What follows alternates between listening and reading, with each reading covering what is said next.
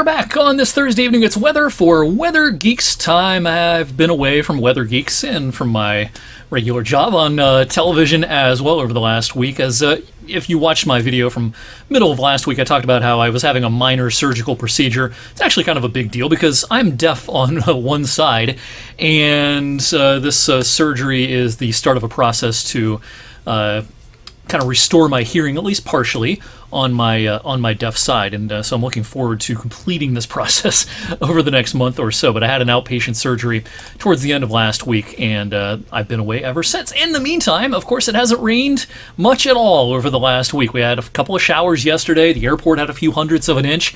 But of course, the expansion of the drought conditions has continued across northeast Ohio and western PA. Most of our TV viewing areas now in the kind of a moderate drought designation, and the exceptional drought designation still in effect in much of southeast Ohio around Cambridge and heading down towards Athens and Marietta.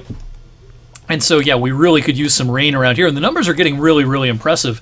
In the state of Ohio, only 2% of the state is not abnormally dry or in a drought, and that's just a few counties in the far northeastern part of the state up towards Lake Erie. Almost 10% now of the state in that exceptional drought designation. In our viewing area, we make up part of this 29.41% of Ohio that is in a moderate drought. Now, things are going to change, a weather transformation, if you will, over the next week. Are we going to break out of the drought? No. But I think we will see some needed rain at times over the next week. Not a whole lot in the next few days, but starting Sunday night and taking us into next week, I think there'll be more opportunities for some wet weather. And at the end of this video, we'll talk about the specifics on the timing of our rain chances. But overall, I think next week compared to the current week we're in, it's going to be a cooler week. Not cold, but cooler, a little more seasonable. And it will be a wetter week as well. So we have some good news in terms of the needed precipitation. But, the trees are stressed. We've had very little rain in recent weeks, and, you probably have noticed by now, a lot of trees are shedding leaves. We're seeing changing colors pretty early. Today's only the 19th of September. And even though, according to explorefall.com, they didn't put us in a kind of low foliage designation in our viewing area, just to our east, but not technically in our viewing area, I would venture to say there are some places that have at least low foliage at this point. And in the mountainous terrain of West Virginia and then up into parts of New England, moderate color already noted. All of this is ahead of schedule. And, to have a great foliage season, you want a fair amount of dry weather in September, but you don't want it to be bone dry for days and days and days on end. And that's the pattern we've found ourselves in recent weeks. And when we zoom out and take a look at the country as a whole, low foliage extends up towards the U.S.-Canadian border, of course. The Intermountain West already approaching peak colors in the Colorado Rockies, the Wasatch Range in Utah, the Bitterroot Range from Montana down towards western parts of Wyoming, the Sierra Nevada Mountains in California also seeing a fair amount of color as we speak. In the meantime, across the country this evening, it's a pretty quiet evening weather-wise with a couple of exceptions. Tornado watch and a severe thunderstorm watch from the upper Mississippi Valley down towards the Tulsa, Oklahoma area and over towards the Ozarks as well. That's the front that's going to gradually come east over the next handful of days. And as it does so, tomorrow there could be a gusty thunderstorm or two in the mix in places like South Bend, Indiana, maybe the Chicago area, heading down towards Champaign, Illinois. The day 3 severe weather outlook then skips our area and off to the east. There's a low-end risk of severe weather, Altoona, Johnstown, heading down towards the Panhandle of West Virginia and into parts of the Blue Ridge Parkway as well in western parts of Virginia, west of Washington, D.C. I don't think severe weather is going to be a concern around here, but could there be a rumble of thunder tomorrow night, first thing Saturday morning?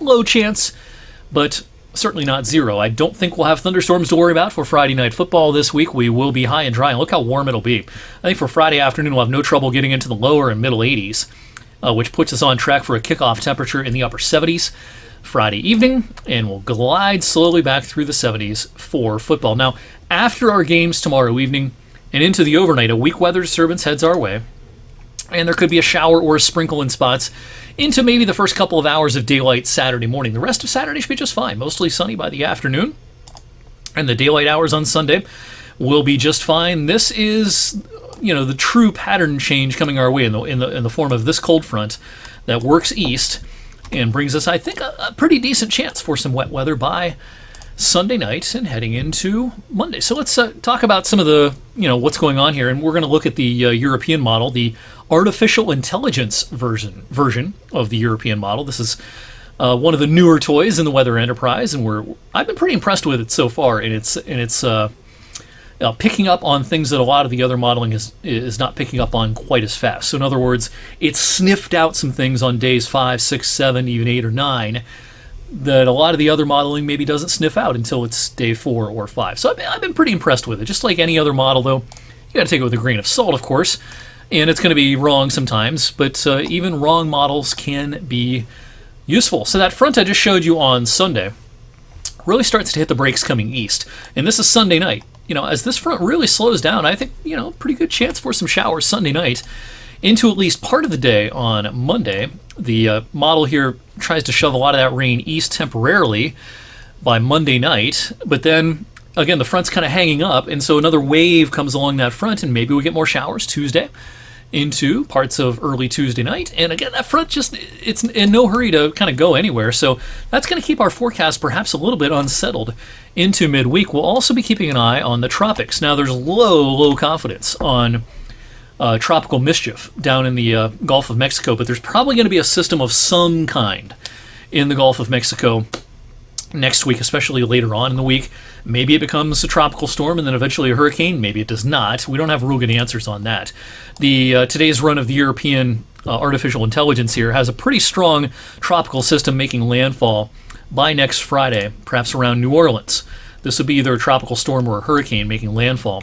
If you took this model literally. Then for our weather, it may come north and give us some rain by the following weekend. This is the last weekend of September right here, but that's all very, very low confidence stuff at this point. Let's talk about the longer range. Today, the Climate Prediction Center put out their October forecast, their initial October forecast, and I strongly agree with their temperature outlook here in October. I think odds do favor a warmer than average month in our part of the country, also in the southwestern U.S. Now, their precipitation forecast for October, I think, might be a little bit conservative. I could see where the dry chances should be expanded a little bit. Some of this depends some on tropical activity, and a lot of this wet weather along the eastern seaboard may be heavily weighted towards the very beginning of the month. But I could see where in eastern Ohio and western PA, October ends up being a warmer than average month and a drier than average month as well. That's my current thinking, and we'll update that October forecast as we get a little bit closer to October the 1st. Thanks for tuning back in for Weather Geeks on this Thursday evening. This is the only video I'm going to be doing this week because tomorrow is Friday. It's high school football season. I usually don't do Weather Geeks on Fridays during high school football season unless the weather dictates, and we'll have a nice quiet evening tomorrow evening. So I'll see you back here on Monday. Have a great Friday and a great weekend. I will see you next week.